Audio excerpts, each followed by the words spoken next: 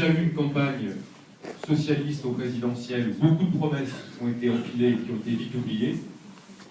Et sur ce sujet de la finance locale, des finances de Nancy, je crois qu'on a aussi une campagne socialiste faite de mensonges et de promesses intenables. De mensonges d'abord, pour rappeler simplement que ici à Nancy, les taux d'impôt de la commune de Nancy, pour le foncier comme pour la taxe d'habitation, sont les mêmes aujourd'hui qu'il y a 10 ans. Vous allez me dire, pourtant mes impôts locaux, ils ont beaucoup augmenté en 10 ans. Oui, parce que le département socialiste a augmenté ses taux de 55%. Moi, je veux bien toutes les promesses qu'on veut, mais je trouve que ce qui est intéressant aussi, c'est les actes. Qu'est-ce que chacun a fait dans ses responsabilités passées? Et aujourd'hui, la liste socialiste, elle est conduite par des élus du département qui, depuis 10 ans, gèrent cette collectivité départementale. Et leur gestion, ça a été 55% d'augmentation des taux d'impôt, que les Nancéens ont payé, comme tous les Nantais-Mosellans. Donc à un moment donné, je pense que les engagements, ils se regardent aussi à la lumière de ce qu'on a fait. Nous, on a su, pendant 10 ans, maintenir les taux, augmenter moins les dépenses de fonctionnement que l'inflation, ce qui nous a permis d'investir de l'ordre de 100 millions d'euros chaque mandat pour s'occuper des écoles, s'occuper des foyers, s'occuper des gymnases, s'occuper du cadre de vie, des parcs, de tout ce qui fait la qualité de votre quotidien. Et il faudra continuer à le faire, malgré la baisse des dotations d'État. C'est le deuxième point sur lequel je voulais insister. Jusqu'à maintenant, avec les élus socialistes, on se battait sur est-ce que l'État augmente assez? Rappelez-vous, il y avait un débat sur est-ce que l'État augmente assez ses subventions aux collectivités. Il y avait même un compteur, à un moment donné, sur le site du Conseil général, parce qu'il y aurait eu une dette de l'État au département. Alors, depuis que les socialistes ont pris le pouvoir au plan national, il n'y a plus de dette de l'État, le compteur a disparu, et les dotations vont baisser. Elles vont baisser peut-être assurément de 7 à 10%, et comme on nous annonce encore des baisses, pas seulement pour 2014 et 2015, mais aussi pour 2016, peut-être 2017, à la fin ça pourrait baisser de 15%. Donc c'est dire qu'on va faire des efforts d'économie dans le budget de la ville, c'est inévitable. C'est dire aussi qu'à un moment donné, il faut que vous fassiez bien attention à qui vous confiez les clés.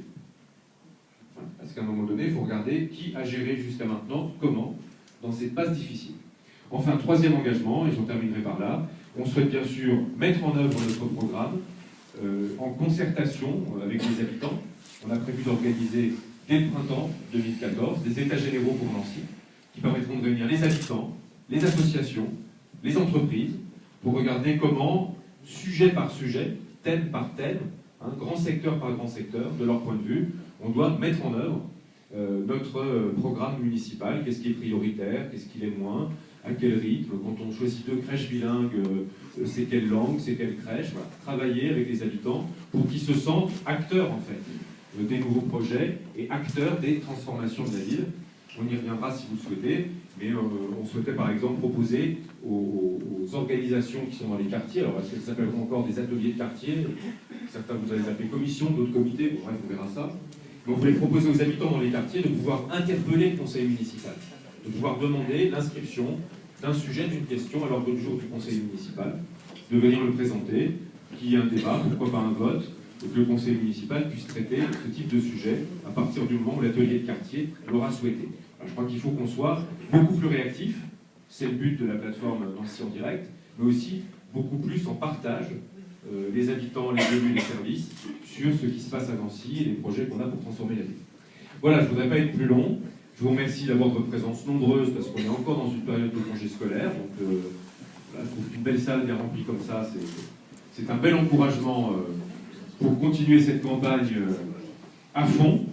Et puis vous dire qu'on vous passe la parole pour entendre vos préoccupations, vos idées, vos projets pour la ville ou pour ce quartier, qui est un quartier magnifique par son patrimoine, avec des enjeux de transformation évidents, qui portent une partie de l'avenir économique de la ville, quand on voit tout son développement autour de la gare et du futur centre de congrès. Donc quand on dit patrimoine, modernité, je trouve que ce quartier est particulièrement symbolique de ce trait d'union qu'on doit toujours faire à Nancy, entre ce qui fait notre fierté, tout ce que nous ont légué les générations passées et qu'on met en valeur, et qu'on protège, et dont on fait un outil de rayonnement, et puis l'avenir qu'on doit investir, parce que Nancy est une capitale, et que donc elle doit s'imposer comme une métropole européenne dans la compétition des territoires qui s'annonce aujourd'hui.